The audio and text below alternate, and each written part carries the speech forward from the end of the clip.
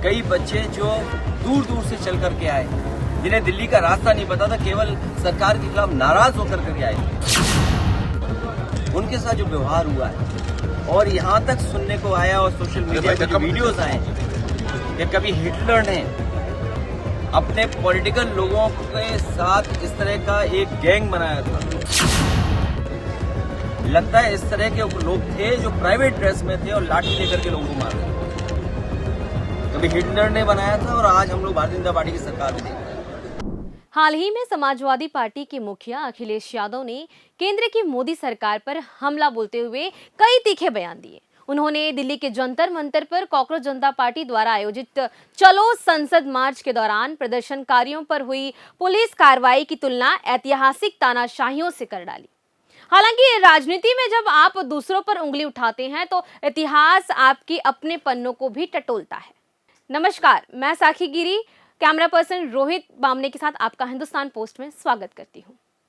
आज सवाल ये उठ रहा है कि क्या अखिलेश यादव का अपना 5 साल का कार्यकाल उत्तर प्रदेश के लिए सुशासन का प्रतीक था या फिर वह केवल अव्यवस्था और प्रशासनिक लाचारी का दौर था।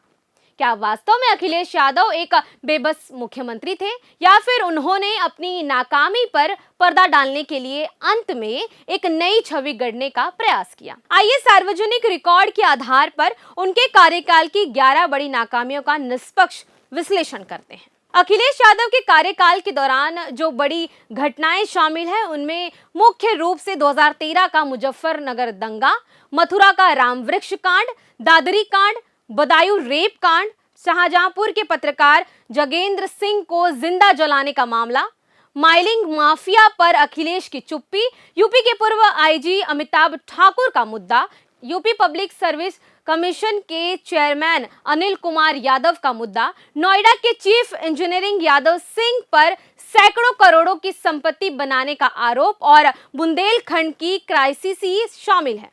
ये तो कुछ चंद कांड है, वास्तविक कांड की संख्या बताने जाएं तो उंगलियां कम पड़ जाएंगी। बात की शुरुआत होती है साल 2013 के मुजफ्फरपुर दंगों से। उत्तर प्रदेश का यह इलाका देश के सबसे भयावह सांप्रदायिक दंगों में से एक का गवाह बना है। 60 से ज्यादा जाने गई और 50,000 से अधिक लोग अपने ही घर में शरणार्थी बन गए। जब कड़ाके की ठंड में विस्थापित परिवार तिरपाल के नीचे रात काट रहे थे, उस वक्त सैफई में सरकारी तामझाम के साथ महोत्सव मनाया जा रहा था।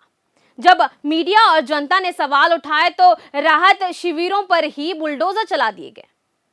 केवल मुजफ्फरनगर ही नहीं, एनसीआरबी के आंकड़ों के मुताबिक 2012 से 2016 के बीच यूपी में दंगों और सामाजिक हिंसा की घटनाएं लगातार बनी रही। इसके बाद आया जून 2016 का मथुरा जवाहर बाग कांड। 280 एकड़ सरकारी जमीन पर काबिज उपद्रवियों को हटाने गई पुलिस टीम पर सीधा हमला हुआ। एक एसपी और एसएचओ समेत 24 लोगों को जान गंवानी पड़ी। एक समांतर व्यवस्था चल रही थी और प्रशासन आंखें मूंद कर बैठी रही। अखिलेश सरकार में कानून व्यवस्था की स्थिति पर तब और सवाल उठे जब महिला सुरक्षा का मुद्दा राष्ट्रीय स्तर पर गरमाया। 2014 का बदायूं कांड हो या फिर बुलंदशहर के नेशनल हाईवे 51 पर मां बेटी के साथ हुई दरिंदगी की, इन घटनाओं ने पूरे देश को झंझोर कर रख दिया। हालांकि कई मामलों में बाद में कानून और फॉरेंसिक रिपोर्ट के आधार पर स्थितियां स्पष्ट हुई, लेकिन उस दौर में पुलिस की तत्परता और नेताओं के संवेदनशील बयानों ने जन आक्रोश को और बढ़ाया। अपराध के खिलाफ आवाज उठाने वालों का क्या हश्र हुआ, इसकी मिसाल थी। शाहजहांपुर के पत्रकार जगेंद्र को जिंदा जला दिया गया। मरते वक्त उन्होंने अपने बयान में तत्कालीन सपा के राज्य मंत्री का नाम लिया। पूर्व आईपीएस अधिकारी अमिताभ ठाकुर ने इस बयान को रिकॉर्ड किया था, लेकिन अंततः गवाह मुकर गए और केस ठंडा पड़ गया। अखिलेश यादव का कार्यकाल प्रशासनिक फैसलों और भ्रष्टाचार के मामलों में भी विवादों में रहा। उस समय की गौतम बुद्ध नगर की कलेक्टर दुर्गा शक्ति नागपाल ने बालू खनन माफिया पर नकेल कसना शुरू किया तो उन्हें निलंबित कर दिया गया। वहीं दूसरी तरफ नोएडा के मुख्य इंजीनियर यादव सिंह पर सैकड़ों करोड़ रुपए के घोटाले का आरोप लगाया। जब इलाहाबाद हाई कोर्ट ने इस मामले में सीबीआई जांच के आदेश दिए तो अखिलेश सरकार उस फैसले के खिलाफ सुप्रीम कोर्ट तक चली गई। आखिर एक दागी अधिकारी को बचाने के लिए सरकार कोर्ट के चक्कर क्यों काट रही थी? लेकिन सुप्रीम कोर्ट पर भी हाई कोर्ट का ही फैसला माना गया। अखिलेश सरकार बेशर्मों की तरह काम कर रही थी। किसको बचा रही थी, कैसे छुपा है? यही हाल यूपी लोक सेवा आयोग का रहा।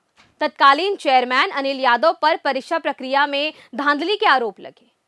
युवाओं के भविष्य के साथ खिलवाड़ होता रहा, लेकिन सरकार ने तब तक कदम नहीं उठाया जब तक कि हाई कोर्ट ने सख्त रुख नहीं अपनाया। गांव और किसानों की बात करें तो 2015 में बुंदेलखंड सूखे और असमस बारिश की मार झेल रहा था।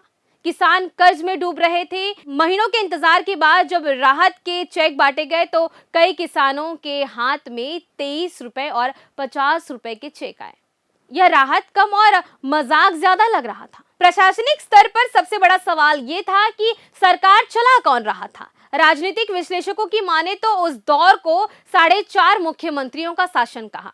एक तरफ मुलायम सिंह यादव सार्वजनिक मंचों से मुख्यमंत्री को डांटते थे, तो दूसरी तरफ शिवपाल यादव और आजम खान जैसे वरिष्ठ मंत्री अपने अपने हमकमों में पूरी तरह स्वतंत्र थे। इस पूरे मुद्दे पर आपकी क्या राय है, हमें कमेंट बॉक्स में जरूर बताइएगा।